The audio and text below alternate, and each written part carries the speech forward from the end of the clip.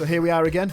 How are you doing? Yeah, I'm good. Apart from I was about to say the obvious frustration, but it's not obvious to people listening or watching. Essentially, we planned this weekend to do a nice, quick sit down and catch up. Let's not worry about video. Let's just get the audio recorded. We've got stuff we want to talk about, and you know, with society opening up and life kicking off again, Yeah, we wanted a nice, easy edit for you. But the universe decided to throw another technical difficulty our way. My end, this time, 100%. I sounded like I was talking from inside the proverbial rabbit hole. which I suppose would have been fine if, you know, maybe that's an option because the edit's not completely unsalvageable at this point. It's still, maybe I just try and distort my voice so it sounds like So we're both down. Yeah. Separate rabbit holes, obviously, you know, 6 feet apart, social distancing. I won't jump into the full version of events now, but essentially I've had to uninstall and reinstall Everything. all my drivers and programs that we used to record because Technology's great. well, yeah, I mean the error itself wasn't replicable, but was still there and couldn't be fixed. But then as soon as I uninstall or reinstall, you know, the factory settings equivalent of turn it off and on again. Yeah, it's working, Yep. fine. Oh, but everything's exactly the same as it was before. Cool. Do you ever feel that we're living in this future, or from when we were kids, this technologically advanced future where everything's at our fingertips, but we're being sold a lie? It's never really there. Do you know what I mean? Like, It's all kind of there, but never working. It's almost like, oh, ship it out, no one will know. And it's like, yeah, but everything is kind of, it just falls at the finish line. Yeah. I don't know. Maybe I've just come a cropper of certain independent pieces of technology kind of not working. Talking to each other and not connecting. Yeah. In work on my team, it's usually, oh, Lewis has lost his systems today. That's weird. You know, Q a week's time, half the bank's gone down. Like, oh, good, I'm glad I was the precursor. I'm glad I was the warm-up to the apocalyptic event. Are you like a digital Typhoid Mary sort of character? I like to think I've got so much charisma. There's like, you know, background microwave radiation just emanating from me and it's just interfering with all my systems. You've not got that much charisma. Oh, thanks for stating it really non-comedically. Thanks for that. Speaking of charisma, I'm taking over. Right, first topic, let's jump in. I'm going to talk about another Image Comics property again. American Vampire. All right, okay. I'm completely new to this, so go on, give me your pitch. Oh, good. I'm glad then. So essentially, Scott Snyder, the amazing writer who was behind the New 52 Batman DC series, on the writing side, he's also wrote. But we both read parts. Oh, so good, so good. He's behind things like Swamp Thing. He's wrote on Justice League since then, and this is one of his, we always come back to, creator-driven properties, basically, one of his own original IPs, mostly alongside Raphael Albuquerque's artwork, which is absolutely sublime. It's appropriately gorgeous to go with Snyder's writing. And in the first volume, there's even the B plot, or the sort of side story, which is some of the origins for the aforementioned American Vampire himself, by Stephen King. So, horror comic with the horror pop culture guy. Not bad, really. Not a bad little team. That is good. How did you just stumble across it, or did someone tell you about it, or how did you know about it? I think I literally just saw it in a bookshop or in a comic book shop. The cover will possibly throw it up on screen. If not, use your imagination, or just Google it. Well, that's what I'm doing right now, to try and have a look, try and get a feel of the sort of the art style and the imagery. Well, it's quite a sort of quite a scrappy, almost sketch sort of style to it. I think it looks really, really cool. It does. Quite a visceral sort of, dare I say, aggressive sort of art style. Yeah, definitely. I think that's fair. Absolutely gorgeous. It's essentially the story of in America's inception in its early days, in the days of like the Wild West and Manifest Destiny. We find out that there is essentially a new breed of vampire created, and it's the American vampire. a guy called Skinner Sweet, he's not even an anti-hero, he's just a straight up villain, at least at the start. And it's not really a spoiler, but I wouldn't even necessarily say he redeems himself or becomes an anti-hero, because there's times when he is on the right side of the story, or the other protagonists that we end up following more than the American Vampire himself. Mm-hmm. He ends up aligning with them at certain points, usually to his own benefit, or there's a reason. It's not as though he's gone, I'm here to fight the good fight. But he's not always just, the American Vampire, he's the villain. The whole series is about, no, he's almost the inception, the introduction of us to this version of the world with vampires. And as it goes on, you get introduced to all different, the more classic ideas of vampires. There's old Gaelic breeds from the UK and from Ireland. There's European Carpathian breeds, and it's the way Snyder has wrote it. It's the perfect balance of having a very clear, there's a story we're following in each volume or in each arc, but he's really good at just throwing that bit of world building in. Just did I mention the thing, we're fighting at the moment? It happens to be this type of breed, and there happens to be this history behind it. I'm looking at, while you're describing this to me, I'm looking through some of the images online of it. Yeah. I'm trying not to read any of the captions. I've done it at a size where I'm just literally looking at it as a still, because I don't want to, what I'm like. If you give me A, B, and C, I'll make up, the rest of the alphabet for it and get way ahead of myself. Not necessarily correctly predicted, but I don't want to get ahead of myself in any sort of way. But the imagery is just it's very, very nice. Yeah, it's really good looking. It really is. I mean, a few other people jump in at certain points as well. I think volume 3, where we follow a group of characters during World War II. Again, not a spoiler. Okay. There's a vampire related thing within that, which is, there's a couple of vampire related things within that, to be honest, which are absolutely amazing. I think Sean Murphy jumps in for a while and does the artwork, but when Snyder has different artists stepping in, even just for like the odd issue or like a like a couple of issues, like a little arc, there's an obviously conscious decision to choose people whose artwork complements Raphael's, where it's close enough that if you're quite a casual comic reader, mm-hmm. there's times you may not notice the change. You might just go, this is a little bit different. Is it something to do with the ink, the colours, what? And it's a different artist, but it's close enough to Raphael's style that it really, like I say, just complements it basically. And yeah. So what kind of time period does it stretch over? Because you said about it being in the Wild West and in World War II, so it goes through quite a chunk of history. Does it sit alongside our history? So it's based. So in our reality. Yeah, it's based in a version of our world essentially. In that world, people are aware of vampires through pop culture as a mythical creature, and that just through myth and legend. So it's not one of those where, sometimes in certain zombie films or stories, they don't know what a zombie is.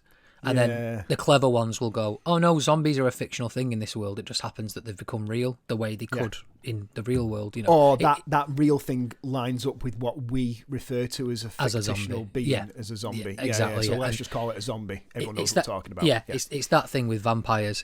There's reference or allusions to other types of creatures as well. Oh, nice. You come across at some point a couple of the pseudo-werewolves. Again, it's not necessarily a spoiler. You find out that they're not technically werewolves. They are kind of an offset of a vampire breed that happens to be more wolf-like than bat-like, or, that kind of thing. And other sort of series do this quite well, where they kind of say, well, to buy in the belief of different monsters, a lot of them are actually subsets of some old original breed, So So you've not actually got to believe in all of these. As long as you believe in the original one, this is all sort of different classes. I can't think what it is. There's a film or a series or something where there's zombies in it, or what are kind of like zombies, but it's actually just where somebody, in fact, it might be in Blade or Blade 2, where sometimes the transformation doesn't take hold properly.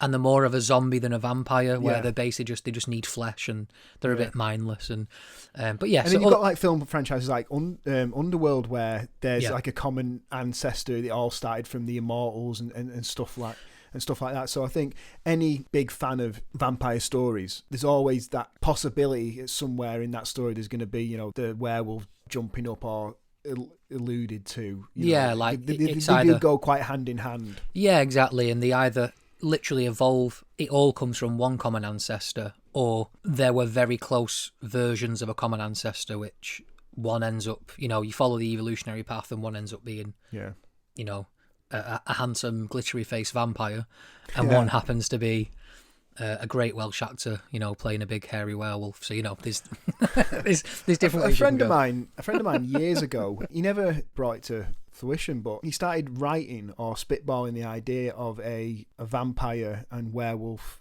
hidden community within the real world, and it never really got any further than that. But one of his basic ideas, we were writing this together, and this is what sort of hit one of his things, was that he really liked the idea of the werewolves all being the sort of police of that community.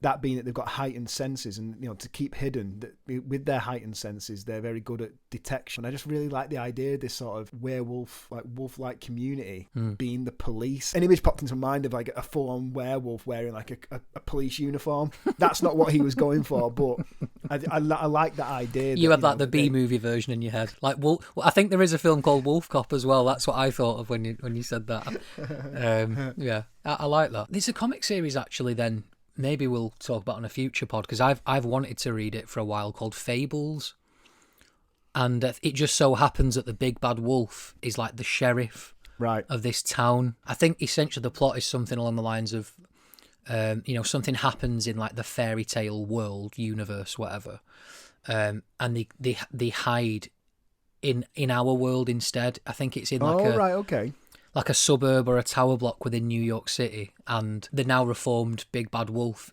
essentially is the sheriff and polices the community. Oh, cool. And it takes a lot of the grim fairy tale versions of what people would recognise probably mostly from Disney now. Yeah. And it takes different ones, and it's quite dark as well. It's quite great. And again, that's another great comic book series that I know some people absolutely love, and I'm pretty sure that's collected in these nice big oversized compendiums. So there we go. That's got Lewis written all over it. That's what we need. More things to throw money on.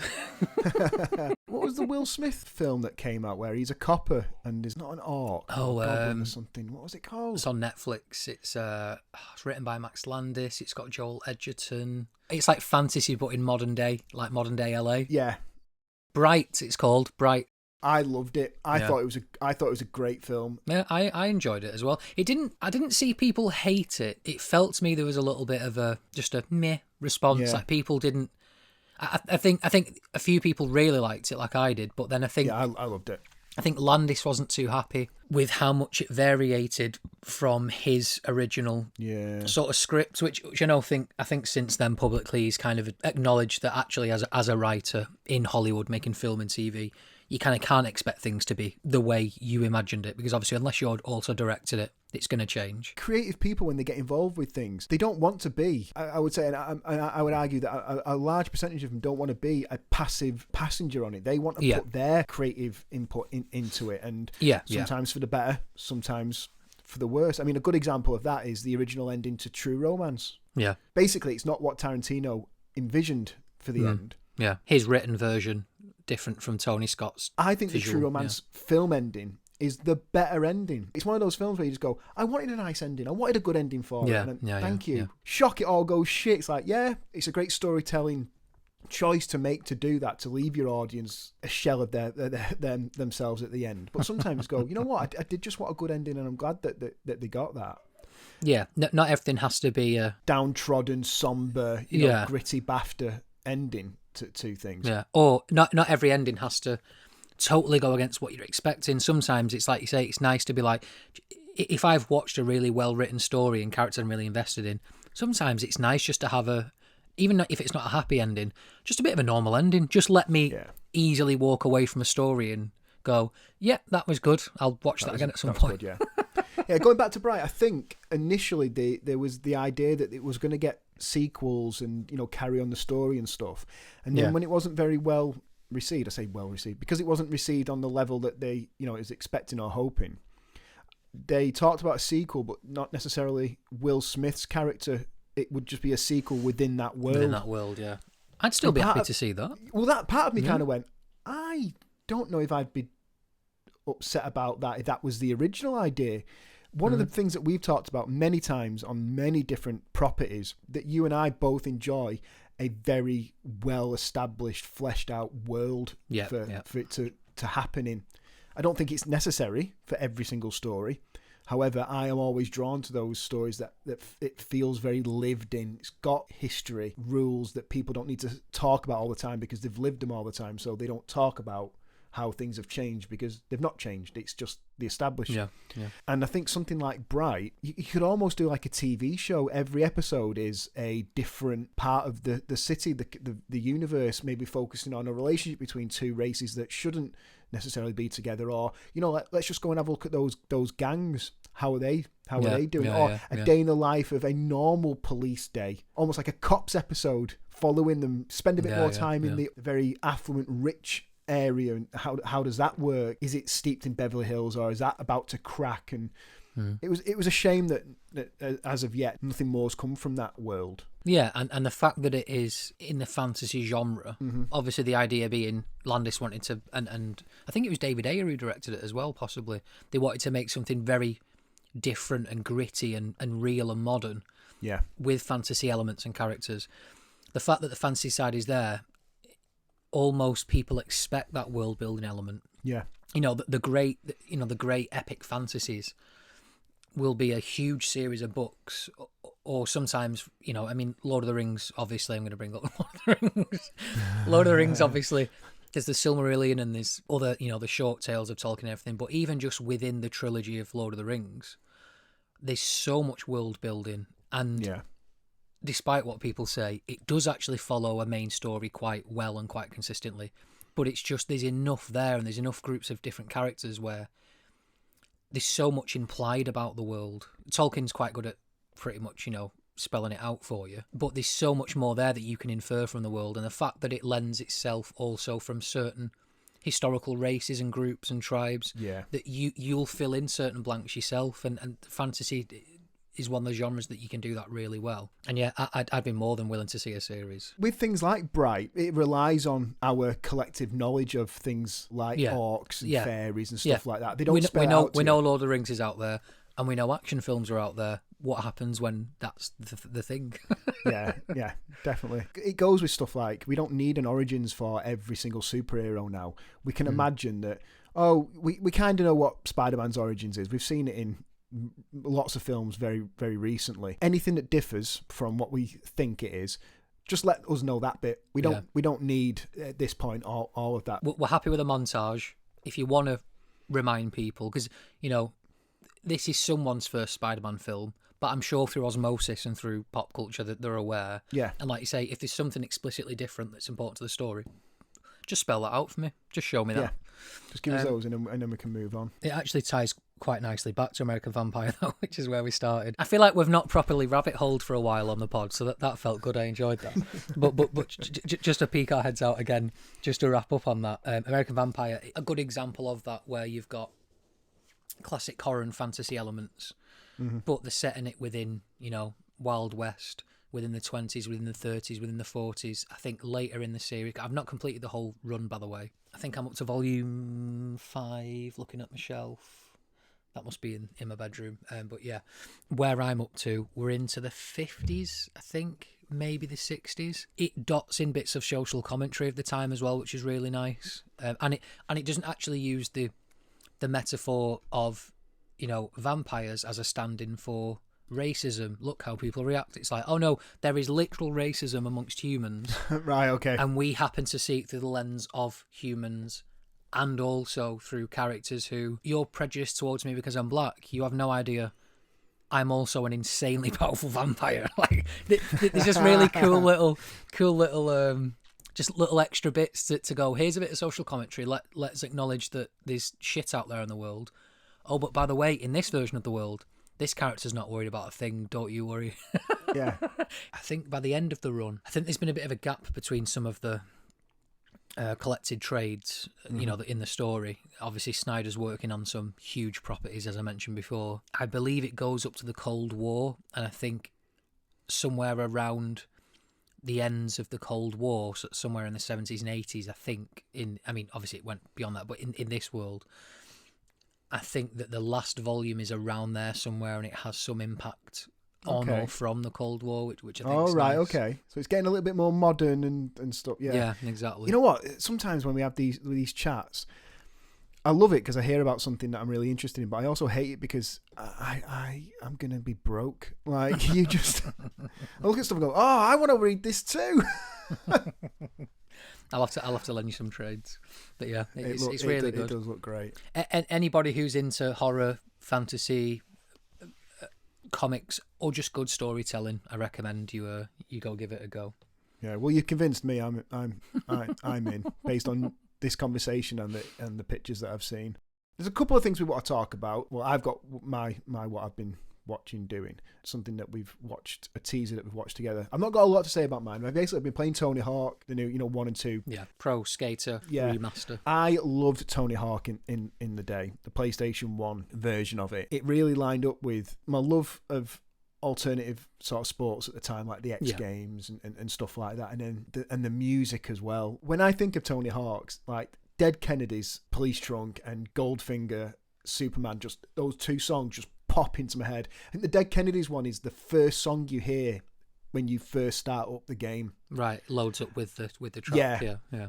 And it's a great song anyway. But then the Goldfinger one has stayed with me all the way since then. I just absolutely love that song. And actually, during lockdown, Goldfinger came together and re-recorded it all from their own houses. Oh, nice. So the music video is of them in their houses singing and playing, and they've edited it together. They're very well aware that that's their big song. They're a good band anyway, but that they know that's our song. Yeah. That one. They're not afraid to lean into. If you're accused of being a one-hit wonder, fine. It's a pretty good hit. I mean, here it luckily, is. they're not. They are a good band, but yeah. again, like they've got nothing to be embarrassed about. It's like, good song on a great game. Okay. Dine out on that. Yeah, why not lead into it? Yeah. You've played it. We played it together. I don't remember it being that hard. No. Fucking hell. I thought, I'll get on this, just blast out a good little, I've got 5, 10, 15, 20 minutes, whatever, and I want to have a bit of a game. No, you're not. You need to relearn it. Yeah. I do think that it takes the controls from the later games, like the balancing and things like that, and changes the first and the second game so that the controls are more similar. Like, I don't remember having to balance when you were grinding in the first game. And also, I remember dropping into the bowl or the half pipe or quarter pipe and it not being as difficult to make sure you don't go in sort of horizontally. Yeah, so you wiping trip out up straight away. Yeah, I remember it kind of auto-corrected a little bit more back in the day. I think it literally did. So there is a version in this game. There's an option in the settings that you can turn off the balance control and things like that, and it will just auto. I don't know if it fully auto balances or if it auto balances to a point which is a bit easier to handle. Originally, I think you could make yourself lean off, but if you didn't touch it, it would stay. Because I remember as a kid just being able to grind and just, as long as there was a rail in front of me, just go around the whole map, just jumping. I was going to say, I think the original first game, at least, maybe the second, those control mechanics weren't in there. Yeah. Which is probably why I'm exactly the same. I remember being a lot better at it than I am now. And funny thing is, with gaming, I've heard the argument of maybe it's just because you've not played it for ages that you're not as good.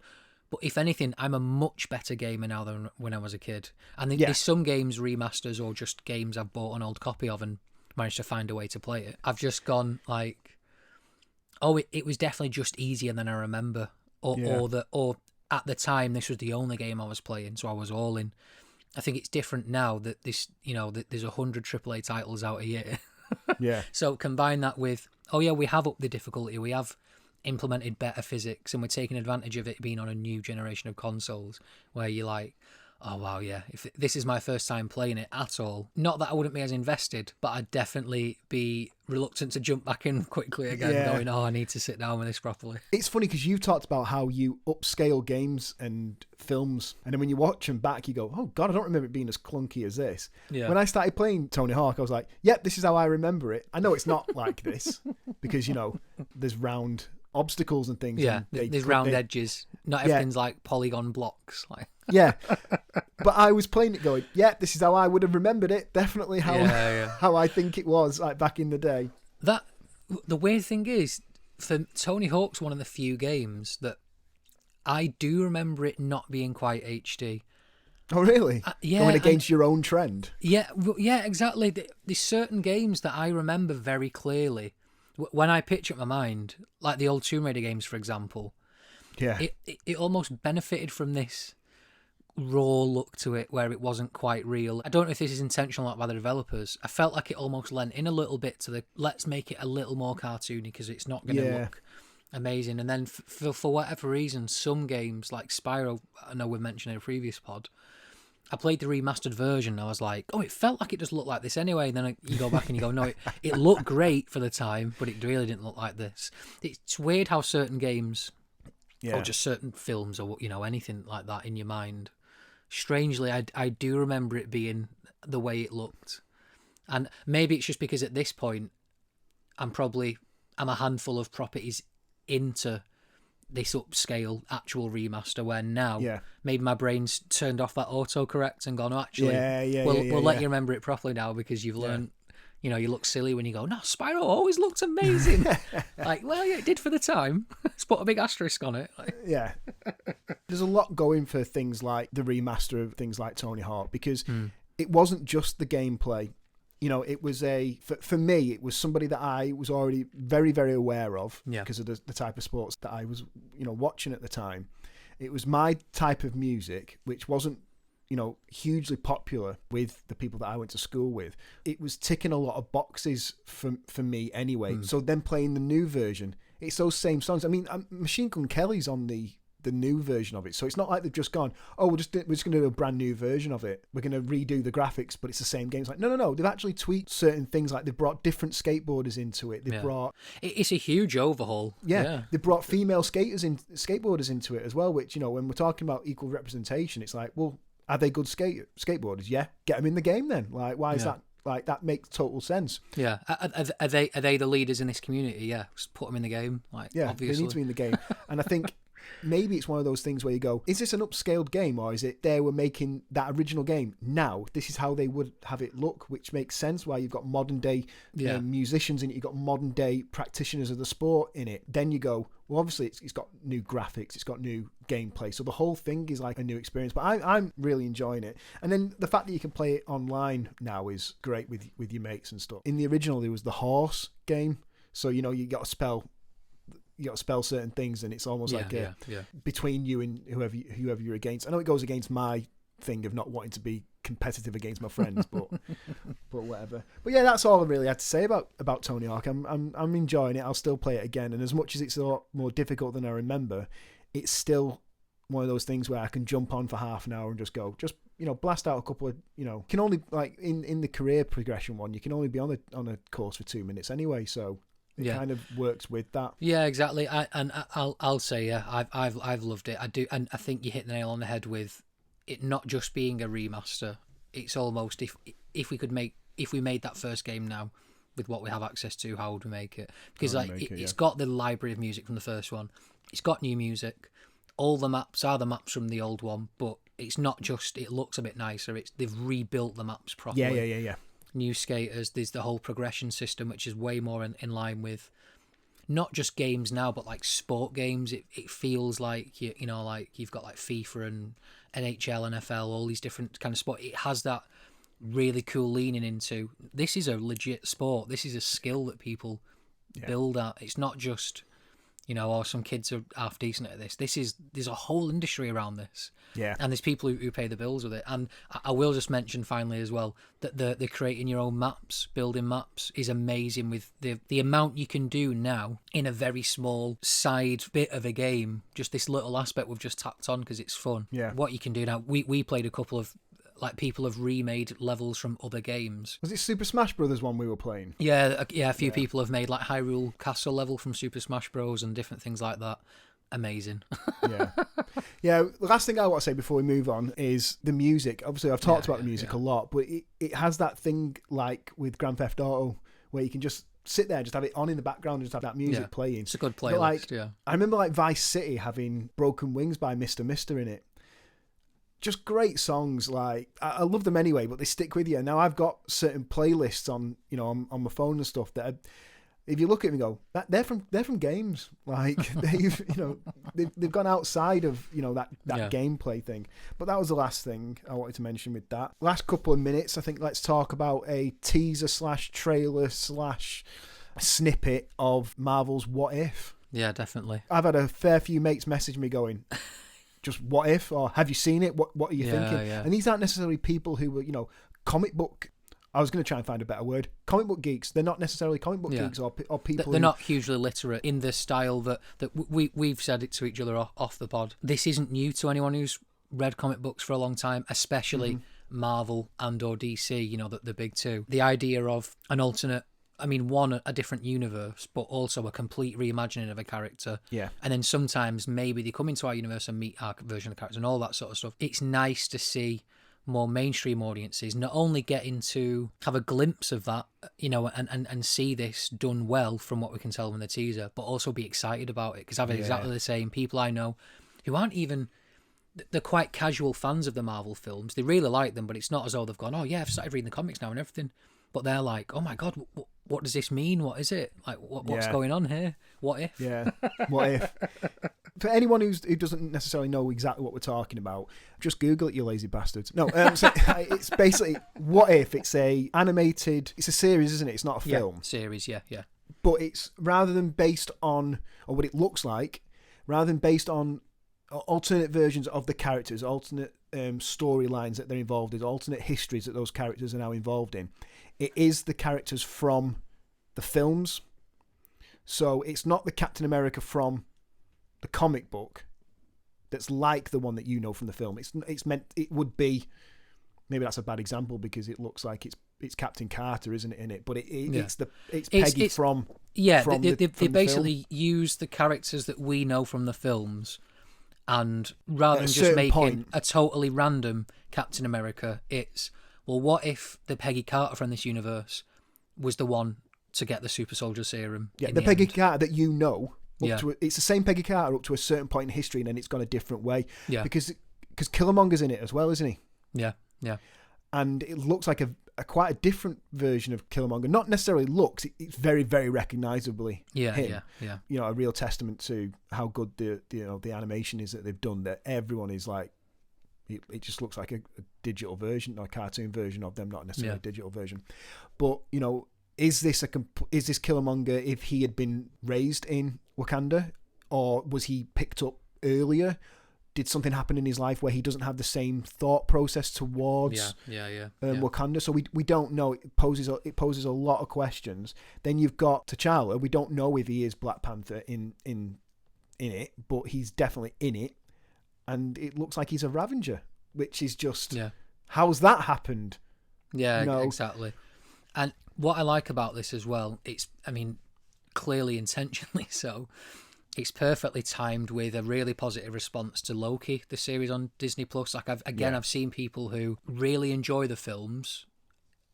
Maybe they watched WandaVision, maybe they didn't watch Falcon and Winter Soldier, whatever. But they've then watched Loki and gone, well, what's this idea of multiverse? And you're like, yep, this is what we've been waiting for. It's perfectly sowing the seeds of... Again, we've always said, no matter how bizarre or bonkers an idea is, as long as you're invested enough in the story, in the characters, just enjoying what you're experiencing enough, you will suspend your disbelief and you will go, cool, yeah, multiverse, I'm in. Alternate timelines, yeah, cool, we're in. If done well, yeah, and I think enough crazy stuff or enough stuff that lines up more with that has happened in the movies, and it's drip fed, gone from Tony Stark making a suit in a cave.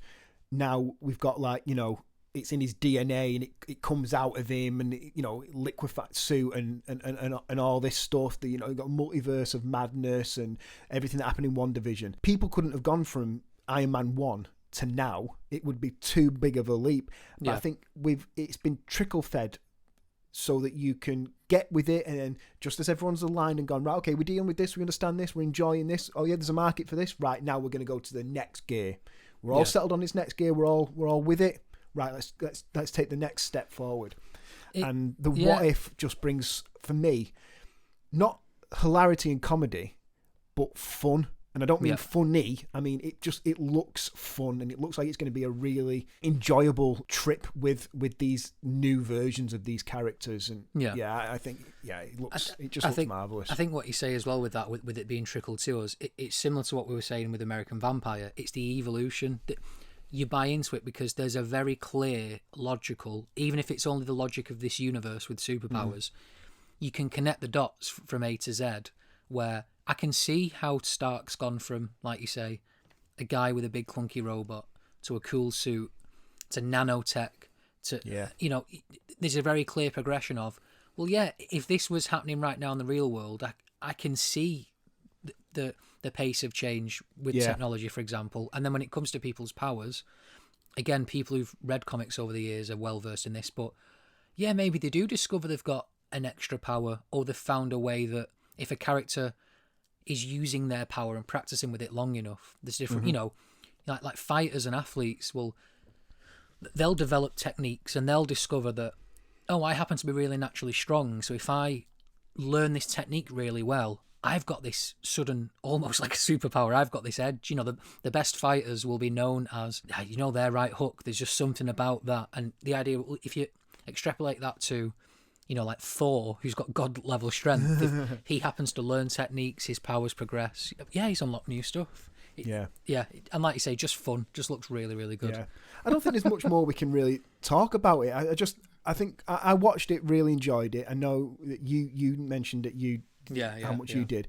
There's enough people out there, like I said, mates who've messaged me who are not necessarily big comic book fans, have said how good it looks, that I just wanted to bring it up and have a little bit of a discussion. And then once we've watched it, maybe we might do like a first episode, what did you think? Good. Then we'll catch up mid-season, and then we'll do like a not an overview, but like now it's finished. I don't think we're going to do like an episode by weekly breakdown of it, because I don't think it'll be. I mean, I even think a mid-season one. It might just be a one at the end, because I imagine this will only be 5 or 6 episodes. Yeah, they're not going to flesh out like a 26 episode series. No. I mean, over time they might do. Yeah, they might do other series if it does well. I imagine they'll do right. Let's not just use the characters. Let's go crazy with it. Yeah, because I mean, my last thought on it is they appear to be doing Marvel Zombies within. Is it one continual story, or is it a set of different stories? Or they turn up with a world and go, oh, fuck this one. Yeah, exactly. This one's crazy. Back up. Whatever the case is, I'm more than up for a bit of Marvel Zombies on the screen. Oh, yeah, definitely. Anything else to add, Charlie? Yeah, guys, remember, pay no attention to that man behind the curtain. Bye. Bye.